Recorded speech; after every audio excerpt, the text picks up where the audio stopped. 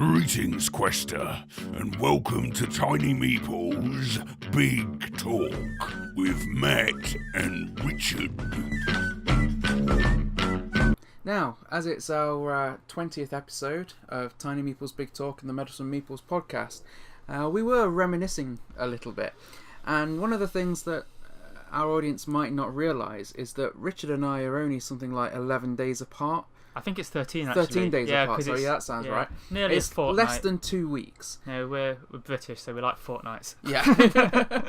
But we're less than a fortnight apart in age. Mm-hmm. And so we were thinking about some of the programmes that we used to watch as kids. Mm-hmm. And it turned out a lot of them were very similar because of the similar age gap. So things were pretty much on at the same time for us. So you had an older sister, didn't you? Things like that. I think that kind of changes dynamics. I think I was the oldest kid. Yeah, but I wasn't watching TV with them. Yeah, I know, but it just changes things. I don't know. I had older cousins, and like if I would go round to theirs, I'd be watching completely different stuff. But like you say, yeah, I was just thinking like it'd be different channels in the house, stuff like that. Yeah.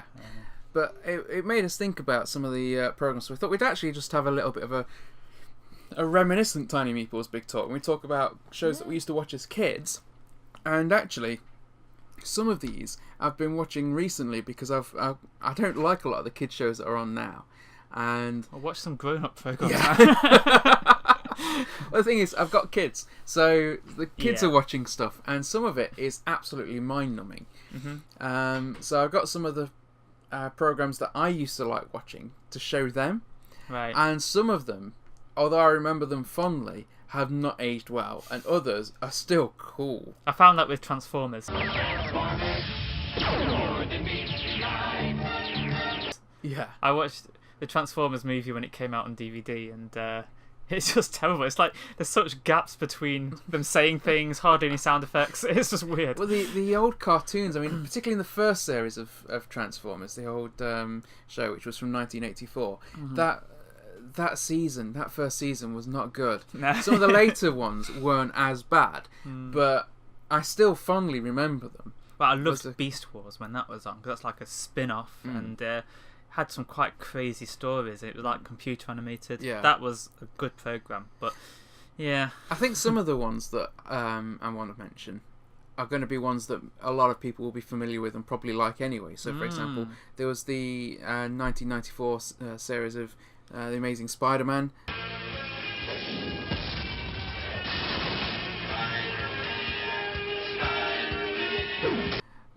With the really cool guitar riff that was by Joe Perry from Aerosmith. I used to really like that. X-Men, the animated series.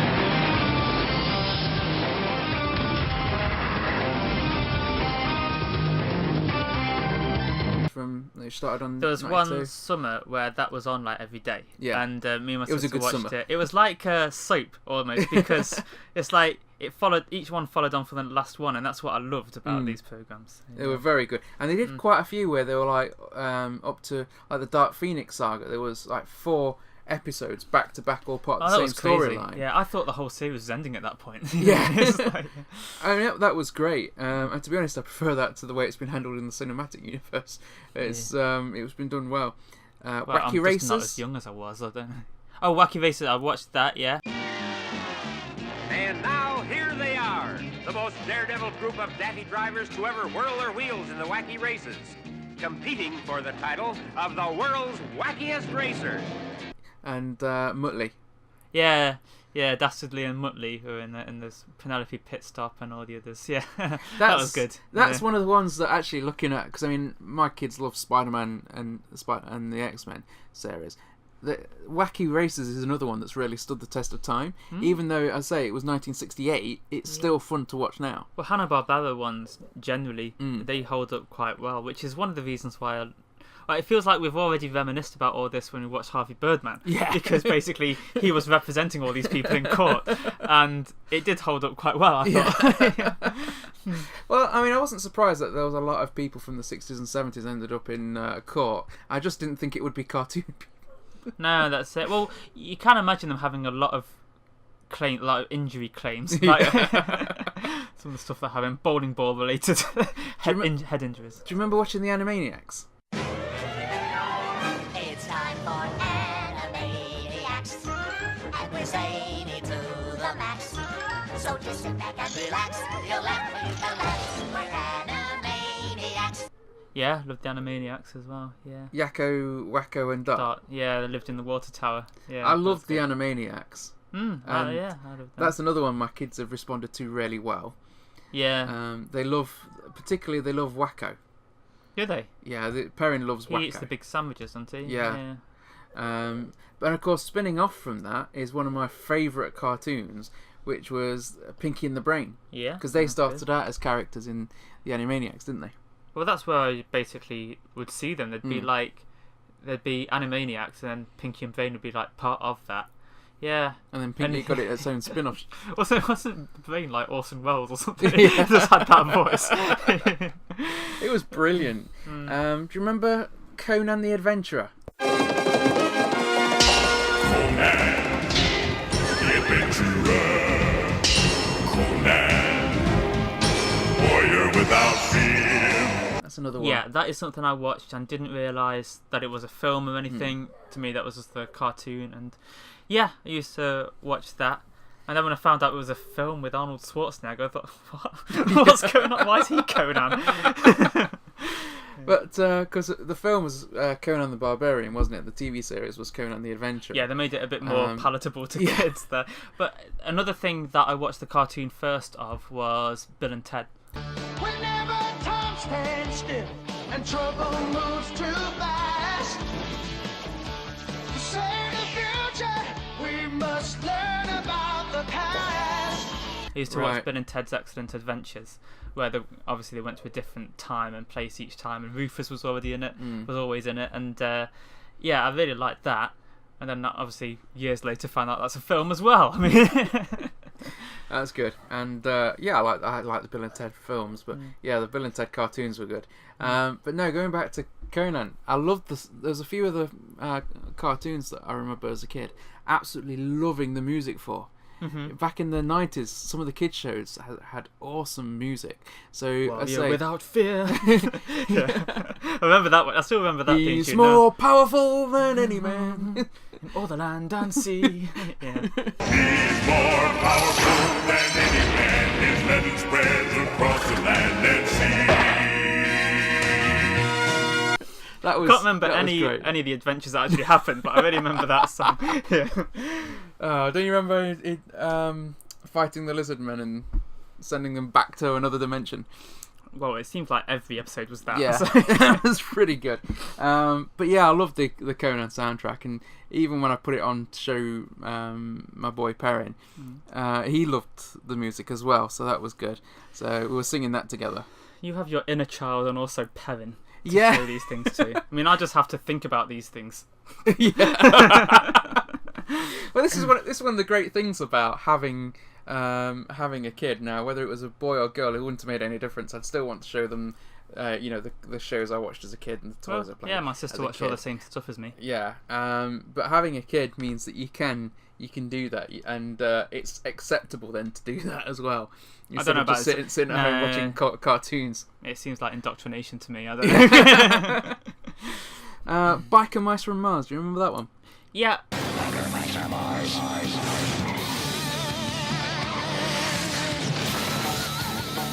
I did watch that, and it was kind of okay, but I was kind of waiting. I kind of wanted other stuff to be on at the time, but I ended up watching that quite a lot. Yeah, that was pretty cool, and that used to be on when the X-Men weren't on. Yeah, I think that's why I was angry. Yeah. bring back the the X-Men. Yeah, but I did prefer the X-Men to Biker Mice from Mars, but the Biker Mice from Mars were cool. I remember the one called Vinny was cool. Yeah, Vinny was my favourite. I was talking to you about this the other day. There was a show I used to watch called Botsmaster, or The Botsmaster. I'm Ziv Zoolander, ZZ for short, you know I fight the corp, I'm the Botsmaster. Listen up, you all, you're the boys brigade. When it's laser time, put on the 3D shade. Laser time, boys! Yeah, you've mentioned that before, and it's something that it seems like there's something about it on the edge of my consciousness, but I can't say. Let's see if I can jog that memory. Ziv Zoolander, do you remember him? He was the main character. Blue Magnum. No, I can't remember him. No.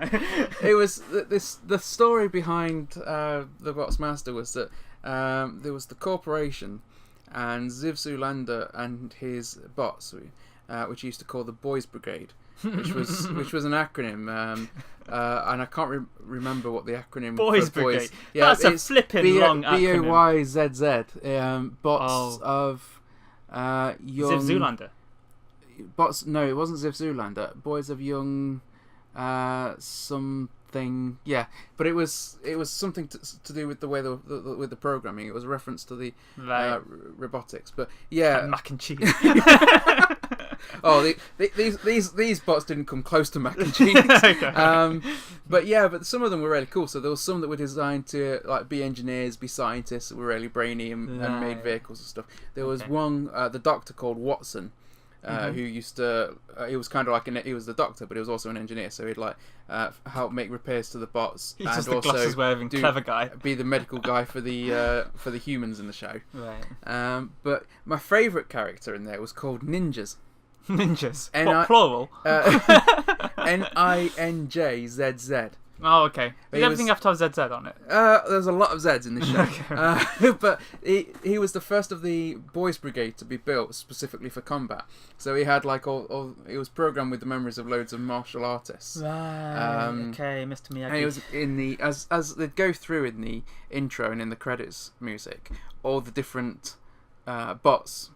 And what they do. And what they do, basically. That reminds me of like Donatello does machines. So for him, it was what was it? My name is Ninjas, the battle hinges on how I use my sword and how it singes. My name is Ninjas, the battle hinges on how I use my sword and how it singes. Oh, right.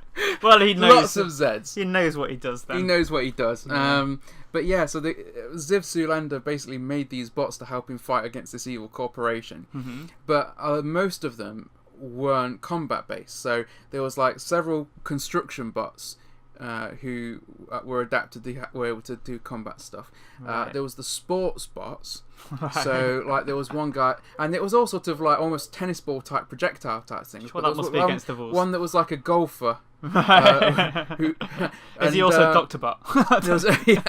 There was one that was like a went around with a baseball, so he'd bat, so he'd be batting these balls, explosive balls at people, and there was one with a tennis racket and stuff like that. So so they weren't really like combat orientated bots in their design. They were all sort of themed after different things. But yeah, so.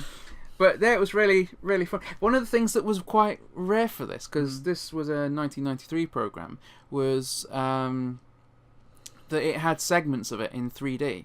Right. But you didn't. So when they sold the action figures for the show, then you got these 3D glasses with it. But you could still. It was the way that the recording was done. If you put the glasses on, you got this kind of 3D look to as you're watching the TV. But you could still watch the TV and see it all without the glasses.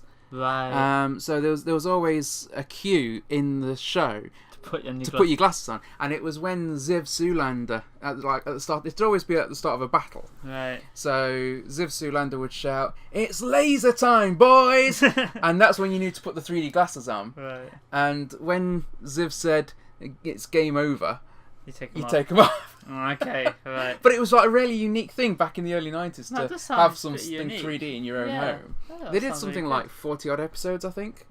So that was fun. Bucky O'Hare, you remember Bucky?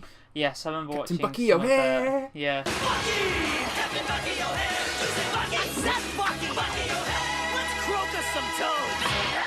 Another thing where I remember the tune more than the actual program. Yeah.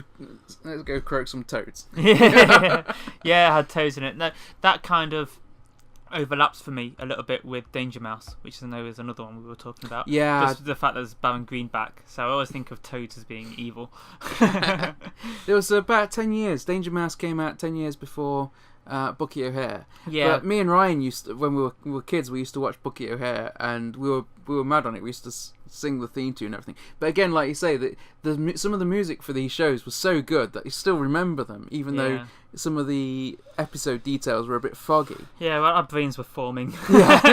We saw these things like every day or every week. So yeah. But it was great watching these shows, and I say Bucky O'Hare. I love the theme music. I mean, I got the program for Perrin to watch.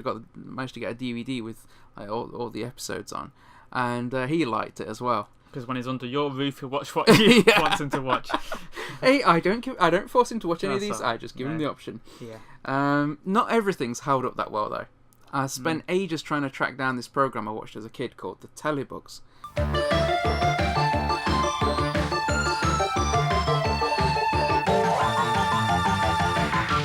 I remember having this video with the Telebugs on. I think it was like 1986 that it was originally out. And it was kind of like you got the three characters. There was like a red one, a yellow one, and a white one. And they had TVs sets for heads. Right. And they were little superheroes, so they'd fly out and be battling this villain. And it does not age well. A lot of things aged well. That did not. Who'd have thought bugs with TVs for heads wouldn't age well? It looked terrible. I mean, it would be a lot more interesting nowadays if they had massive flat screens. But yeah, that didn't age well. There was a D&D series from the early 80s as well that I quite liked, like a cartoon series. Yeah, I remember seeing It started off with these kids went on this ride at a fairground, and as the ride set off, it transported them into this fantasy Yeah, I think world I've seen of adventure. clips of that. Yeah, it's weird. And they kind of become different things, don't they? They become like different classes and things like that. They And basically get a character sheet when they go in there. So yeah, that was fun. Banana Man was another one that I quite liked as a kid. Yeah. When Eric eats a banana, an amazing transformation occurs. Eric is Banana Man, ever alert for the call to action. Yeah, that's old, isn't it? And I remember, I'm pretty sure this was just propaganda to make us eat bananas, because after I started watching that program as a kid, I was constantly wanting to eat fresh fruit and veg and hoping to turn into Banana well, Man. you were so potassium deficient before that. I mean, young Eric, it was the main character. Young Eric, yeah, that was his name. Yeah, then he eats the banana and becomes Banana Man. No, the thing that I used to think this even as a kid. He had his secret identity. Okay, he was Eric. He ate the banana and became Banana Man. But people always used to phone him on the phone to ask for help.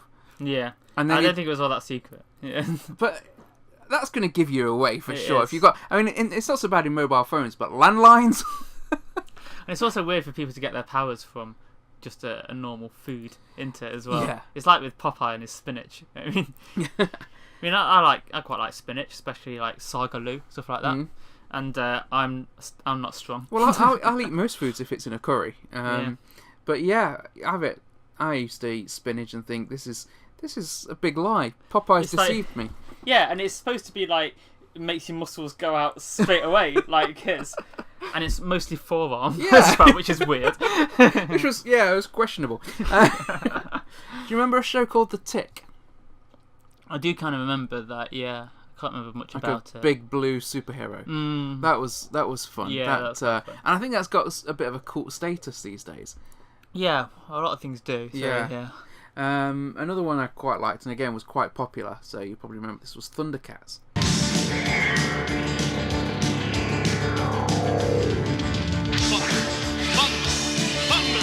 Thundercats! Yeah, now that's a weird thing because I don't remember seeing the TV program very much, but I had some toys of it, and particularly the sword. I had like the sword that had the Thundercats logo, which I think on the program was meant to like shine into the sky. For me, it just lit up, and I used to like, why isn't this going on the clouds? But, but I loved that sword. It was cool. It was cool. What about Captain Planet? Yeah, that taught me a lot about not polluting the environment and stuff like that. That was really good. And the baddies in that as well. I think I've heard it mentioned kind of in I think it's in Isaac Arthur's videos where he's talking about like if aliens visited, they might hate us for ruining the environment, but he's saying like it'd be a special kind of jerk to like punish us for not looking after the environment instead of telling us how to do it better, because like people generally don't want to ruin the environment unless you're a bad guy from Captain Planet, which is like they're just like, yeah, I'm gonna pollute the planet. I remember that being a bizarre program because like all the teenagers had those rings, didn't they? It was like, was it Earth, Fire, Wind, Water, Heart? Yeah. I thought Heart, he got the wrong end of the stick. Yeah. And you were kind of there all hoping to get the firing, really. Yeah, and he has Heart. Who the hell knows what that did? But yeah, and then they put them all together and they make Captain Planet. So he like only exists. only exists when all those rings go together or something. Like, It's the rest like of the time, it's just not there. It's like, you know, if you've got a friend and they only bother to give you a call when they need help, That's when they're him. moving house or something. Yeah. Those kids were that friend. They never just invited Captain Planet round for tea, did they? Yeah. It was only, you know, this forest's about to be destroyed. Yeah. You know, Move this oil from the North Sea. Something like that. move your own oil. Yeah, Stop that's calling. Why Captain Planet didn't just move on? I don't know. Well, he had to bring pollution down to zero, didn't he? There's a robot chicken sketch of Captain Planet. It's quite different to the cartoon I remember. Yeah. Actually, one of the things I found out recently, I didn't connect it before. One of the voice actors in Captain Planet was LeVar Burton. Was it? Geordie LaForge. Yeah, he's good at voice work. Yeah. There was a computer game of it as well, I know, because my friend, I think he's got a YouTube channel called Gaming Across the Years, but like he's done the whole of playing the Captain Planet game, and his commentary of it's really funny. Yeah. One I remember really liking, and it's funny enough, there was a film based on it, not based on the cartoon. The film came later, but both come from like I think it was a 1930s American comic strip. Right. Prince Valiant. A whisper in my ear, a voice so strong and clear. And where the truth lies, I will follow my eyes into the sun. The Legend of Prince Valiant. I don't remember that one. No. It's basically, the story is that right at the beginning of the series, the show starts with Prince Valiant and his family. They're the ruling family of Thule. It's called this small nation, and this guy comes in, conquers the kingdom, Sinon or something, I think his name was. Right. And exiles Valiant and his family. So Valiant decides, he has this dream about Camelot, and he thinks he wants to go and become a Knight of the Round Table, and fight for justice alongside King Arthur. So he sets off, and on his way he ends up encountering a couple of people that I wouldn't call them followers. They're his friends, but they do sort of follow his lead. One was like a woodsman called Arn. And the other one was a blacksmith's daughter called Rowan, who is awesome with a bow and arrow. And she decides she wants to be the first female Knight of the Round Table. This is kind of ringing a bell now, actually. I can't remember Arn. So they go. You can't forget Arn. Arn's brilliant. So they go. They go off, and a lot of the shows are to do with them. So, for example, Arn, because of his own insecurities about his. Because he's not an educated man, he's a peasant. Right. He's very good as a woodsman, and he's a very loyal friend, but he's constantly doubting himself because he hasn't got the education or noble birth that the others have got. Right. So, you know, it's quite interesting. It was there ended up being a bit of a love triangle as well going off, because both Valiant and Arn were in love with Rowan, and she just thought of them both as friends. So. Well, it's a woman who's there, so yeah. I can understand their situation. So, but yeah, I really loved Prince Valiant. Now, in a few years after I remember the cartoon coming out, there was a live-action film called Valiant, and it wasn't following the story of these particularly. I mean, it was a young kid who wants to be again a knight and everything. I remember Katherine Heigl playing the love interest in that. It was, and I really liked that film when it came out in the 90s. But it really was separate to the it's not really to the cartoon. Yeah. But yeah, that was good.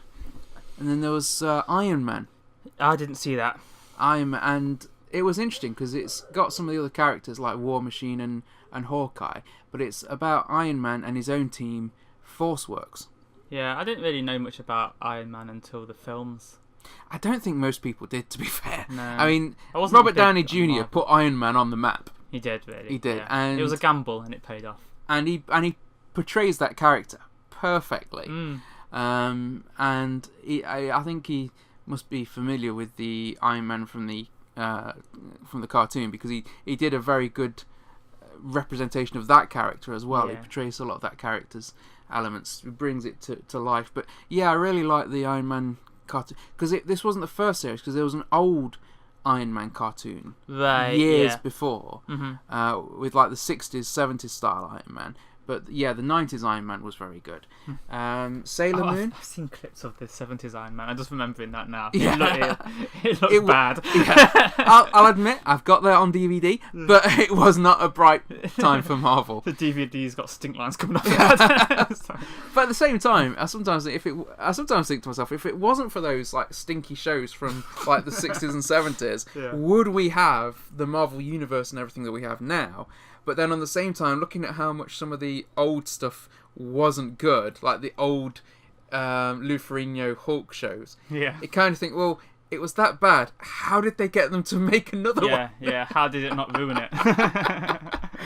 What about Sailor Moon? Did you remember that? Fighting evil by moonlight, winning love by daylight, never running from a real fight.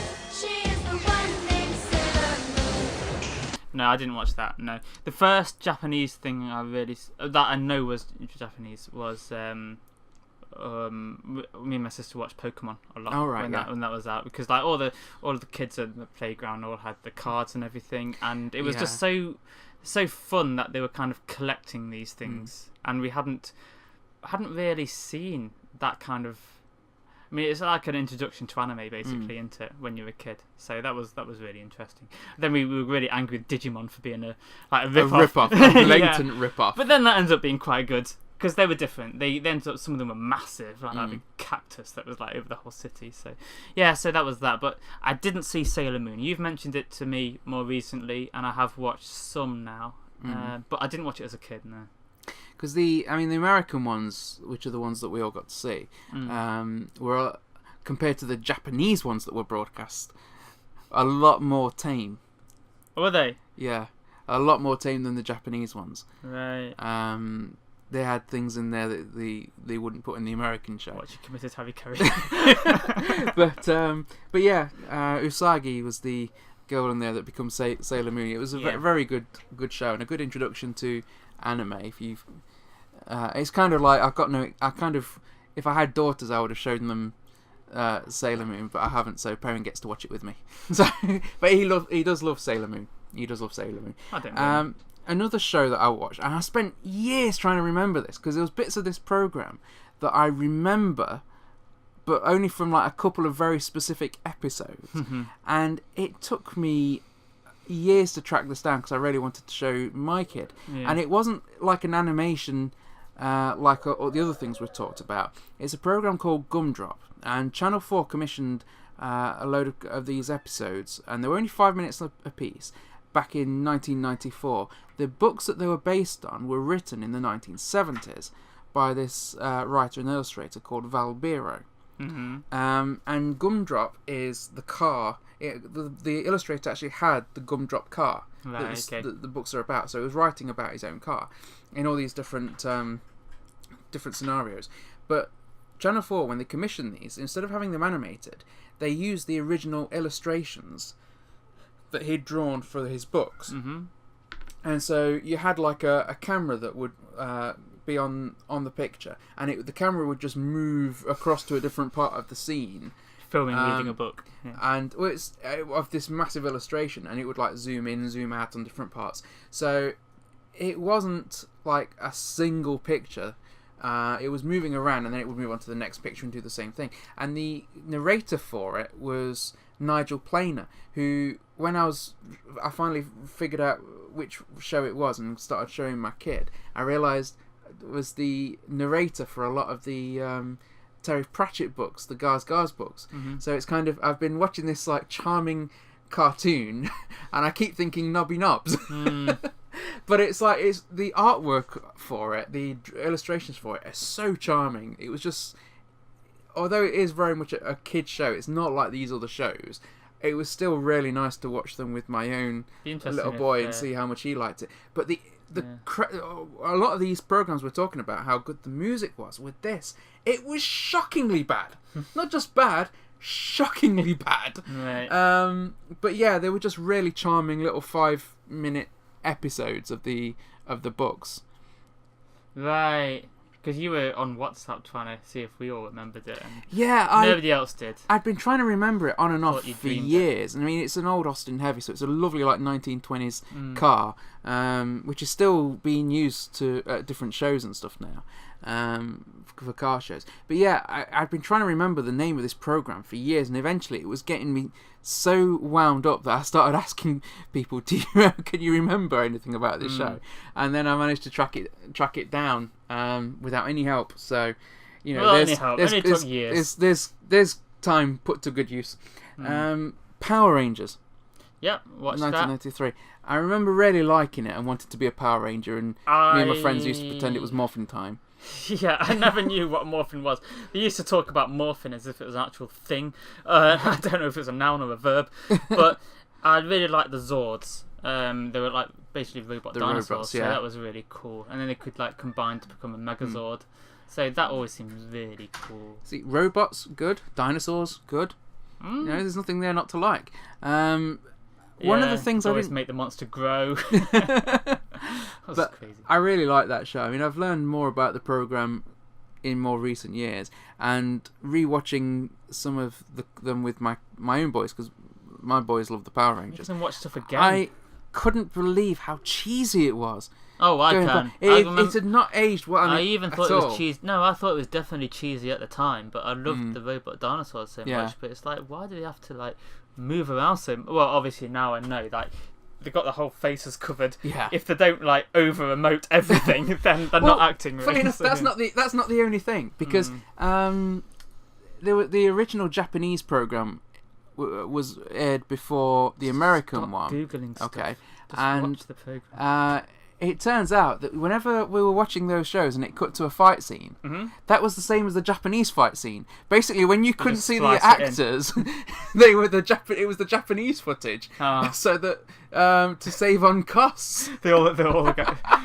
They've all got different builds after everything. Yeah. Now, when I realised that, when I found that out, I was kind of like thinking, I want to now go back and rewatch that and just look for little inaccuracies in height and stuff like that. You really need stuff to do, man. I do. That's why I started this podcast, you know. Yeah. Look where that's led us, Richard. Yeah. So the other one, Reboot. Reboot. I loved Reboot, and still do, it turns out, because we watched some the other day. Yeah. And that's the time when, well, I didn't make And your my kids weren't even watched it. particularly involved in that, but they did come and No. watch it with us, didn't No, they? Carol, my sister was here, and we always used to watch it. We particularly liked an episode called Firewall, where it's kind of got a James Bond type intro, which was just bizarre. I mean, I watched that a few times when I was a kid, and I still enjoyed it. They ripped off so many things in that episode as well, didn't they? Definitely, it was like it had Toy Story, Micro Machines, James Bond, and yeah, but it was pretty dark for a kids program.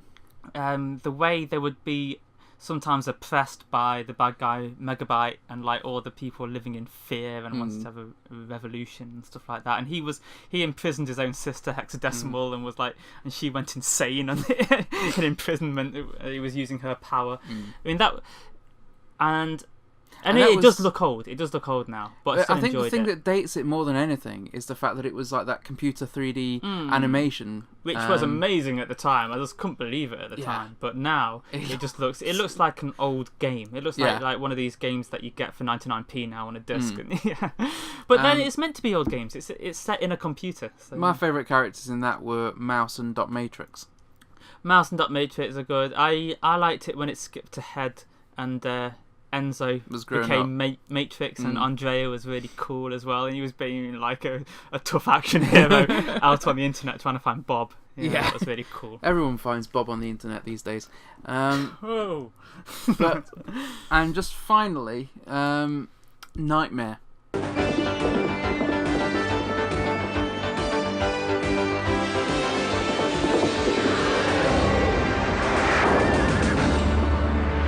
Now, this is something. Now, we've got a lot of people in our audience aren't from Britain, and I found out this is very much a British thing. A lot of these shows we're talking about, Yeah. people outside of the UK are going to know. Whereas, You have to be British and our exact age to know what this is. But Nightmare was amazing. Okay, so picture this. It's the early 90s. Just come home from school. You come home from school, you put Tired. the TV on, and it goes to a castle. Okay? Yeah. It's a man called Treeguard. He's like the keeper of the castle. He's like the game's host, really, isn't he? But it's very much all role played. There's 3 kids with him sat watching this screen, which you can't see, but obviously they can. They've got their pad and pencils. Okay, cut to another room. Okay, Pad and pencils are overkill. I think. yeah, well, obviously some of them just weren't using them. Okay, cut to another room, right? And you've got a kid with a helmet on, so he's completely blinded and can't see. And this doesn't go to CPS. What the hell were we watching? Right. But this kid is put into a virtual reality scenario. Okay, so again, you've got all this computer-generated VR coming up, Which the kid can't see. which the kid can't see because he's blinded by this GIMP helmet. But And the audience can see it, and those kids can. the audience can see it, but they have questions about the helmet. It's like a Viking helmet that goes all the way over your face. With like Yeah. horns coming up on it and this visor, which is kind of pointless because he can't actually see anything. Yeah, it's a visor that's not a hole. So he's going into these rooms where he's going to meet people that are going to have riddles for him, dangers that he's got to overcome. It might be that he's got to walk around in a particular pattern to get through without falling into a chasm. And sometimes there was a bomb with a fuse that was going down. If he took too long, he'd be killed, wouldn't he? Well, not the actual kid, but in the game, his I character wasn't would too be sure killed. when I was watching Yeah. it. I mean, they show the kid at the end that actually is okay, Yeah. or he or she, and but it wasn't But convincing. it says a lot for a British TV show that they had to show that the kid was okay, wasn't it? I mean, I wanted to be holding today's newspaper and saying they were okay. but they'd meet different characters in there. So sometimes there'd be like a little combat. Some people would be trying to help him. Some people would be an enemy. So he'd have to find some way to not necessarily to overcome them physically, but he'd It was have riddles, some sort wasn't of it, normally? riddle to overcome, or occasionally Yeah. he'd find like a device or something he could use to entrap somebody. There so he was, could get by them and. Objects on the table. You could take a few, but you can only take 3. Was it? Sometimes I think it was more you could take whatever you want, but whatever you did take, some things were going to help you, some things were going to harm you. So You have to decide. you maybe would take some provisions, so there'd be like some cheese and an apple or something. So he'd put that into his little satchel, That would and there might be a replenish key health. there, for example, that he might need. He may or may not need later on his quest. And it was like an RPG, wasn't it, for those kids? And Because you were the watching friends them. were guiding them. They were like saying, take 2 steps forward, then turn to your right, Yeah. and stuff like that. Because obviously they were seeing the same thing that we were seeing at home of the kid in this VR environment. And I still say this: not only was it a hugely entertaining show that was so much fun and got to that inner gamer, but technologically, what they managed to do with the tech of that time to put that kind of VR show on, there's Yeah. nothing like that now. Yeah. And we're talking like the technology of 30 years ago. 30 Come on, people! Is it 30 years ago? It's coming up to there, 'cause it was late 80s it started, wasn't it? The Was it? Nightmare. I was thinking of doing this on Windows 95 computers, but obviously they were doing it on like green screen stuff. Yeah! I mean, They didn't even have that paperclip to help them. But it looked good. It didn't just... Yeah, it did look actually good, looked yeah. good. It didn't just look like some computer-generated fakery. They managed to make it look good. And everything was... Where there was real people, they were, they used them, and it was role-played and everything was acted Yeah, out. I like that. There was that woman in the cave who was like, She'd give people riddles, wouldn't yeah, she? and she hated what was the guy's name? Treeguard. Yeah, she hated Treeguard, and then got him to go away. I always kind of thought that they'd had some sort of a lover's tiff at some point. Yeah, that's his. That's the cave of the ex-girlfriend. Yeah. that is, yeah. Always And be then- wary of the cave of the ex-girlfriend. Yeah, and then there was that giant in one of the rooms, Yeah. and sometimes there would be a wall. Now the walls were the ones that scared me. It was like Yeah, a wall 'cause it where would have a would face. come out. It would ask them riddles. Basically, if you got all 3 wrong, then it ate you. Yeah. And I found that really scary. I think as a if you kid. got 2 of them right, you were okay, and if you got 3 wrong, the wall would eat you. Yeah, if you got all of them right, then you not only get to get past, but it'll also give you a clue about Yeah. what's going to turn. Now, this stuff is all one shot. it's like a computer game where you only have one life, and then basically you all have to go home. So it's like if this person, if they die, then they it's not only they lose, all their 3 friends have to go home as well. But they deserve to go home because they've been telling you the wrong things to do. They're the ones guiding you. I mean, with that show, I mean, one of the things that was great about it was that sometimes you'd have the same team for 3 or 4 episodes because a team might be doing really, really well, so you'd have to keep bringing them back. Other teams, they lose on the first room. Within the first couple of rooms, they'd be dead. They would, yeah. But they kind of arranged it so that, well, each episode was like 20 minutes, and then at the end of that, then it goes on to the next episode, and we just carry on. I thought that was a really good aspect of it. Yeah. They've been doing some live stage shows as well, haven't they? Because there was one we wanted to go to at the expo, but they were sold out, and going to go this time. We're going to go next time. June. As a kid, I so wanted to be on that show. I really wanted to play that game because it was just brilliant. Too. Yeah. Absolutely brilliant. Hugo Meyer, the tree guard from the show, as far as I'm aware, he's still taking part in the live action ones as well. Well, he just can't stop. I mean, if they were, even if this wasn't a program, he would have been doing that back in the 80s. But yeah, he was. By all accounts, he's a great guy. So hopefully, we'll get to see that one day. But yeah, if you aren't from the UK, you probably have no idea what we're talking about if you weren't a kid in the UK at that time.